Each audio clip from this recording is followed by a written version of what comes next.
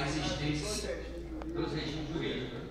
Só foi tal vocês em lugar. A CGU fornece muito curso à distância, né, a respeito de correção, deveres, responsabilidades e responsabilidades sobre ele, né? Então, é gratuito e o que é mais importante, para os técnicos vai servir até para a proteção dele, porque o certificado dá 60 horas, solicita até que o sindicato, que tiver algum sindicato aqui, faça essa divulgação. Já pedimos junto ao gabinete eleitoral também, a ASCOM já está divulgando. Então, temos o direito a certificado de 60 horas, não só para isso, mas também até para conhecer seus direitos, seus deveres, da 116, 117, 132, da 8.112, no mínimo isso, que aí evita esse desgaste de achar que é perseguição. E na verdade não. Primeiro que a comissão trabalha em parcialidade, com autonomia total, sem interferência de ninguém, porque o processo será nulo, se assim ocorrer. Então, nessa linha, a gente já indica que façam, pelo menos para conhecer essa parte da legislação. Uma questão de ordem, para que a gente possa encerrar esse processo de questionamentos e agora, nesse momento, as respostas sejam dadas, né, pelos convidados para que a gente possa ir para o segundo momento. Ok. Só essa lembrança do professor, aqui que é interessante que a CGU oportuniza a todos os setores públicos federais cursos EAD. E a Corregedoria vem fazendo isso diuturnamente, né? Disponibilizando os setores públicos federais cursos para que eles conheçam a legislação, conheçam os direitos, deveres, obrigações. Isso é interessante, a participação gera certificado e pode ser utilizado no currículo do servidor. Tá certo? Mais alguma pergunta? né? Professor, esse seu dilema aí é grande, né? A mudança de paradigma aí, a EBSERH está assumindo alguns hospitais federais, né?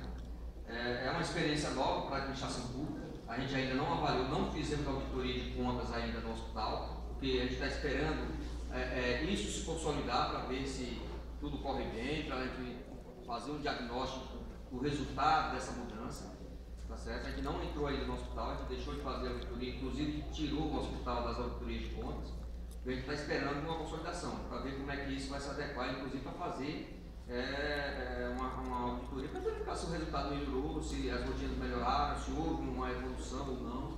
Então a gente vai esperar um pouco mais para ter uma opinião sobre o que isso resultou de melhoria para o HU. A ideia é sempre melhorar a gestão pública. Infelizmente a gente vai ter que continuar vivendo com dois regimes, um seletista, né? Se não me engano ela é seletista, é a empresa, né? Empresa pública e o estatutário. De sorte que tem um diretor lá que é da universidade, né? O superintendente agora, ele é da universidade, então ele tem um poder disciplinar, de mando, de coordenação, de gerenciamento sobre todos, independentemente do regime jurídico dos servidores. Então eu vejo muito ali, e a questão de estar fixada ali é transparência. Se coloca lá a escala de serviço de um servidor que é seletista ou não é seletista e some o tem alguma coisa errada. Tem que ser transparente. Todos devem ter o mesmo tratamento. Impessoalidade, igualdade, tem que ser o mesmo tratamento. Não há diferenciação não ainda. Daí tem que a professora Valéria falou, tem que. É uma questão simples, é questão de controle. Isso aí é controle e transparência, questão de controle. Se existe uma escala de serviço, o nome das pessoas que vão estar trabalhando naquele horário, naquele período, deve estar fixado em algum lugar, para que todos vejam quem são as pessoas que estão de serviço. Com um telefone de contato, onde pode ser localizado. Dizendo isso porque eu fui militar do Exército há 13 anos, 3 meses, 26 dias, 16 horas, e tirava a escala de serviço.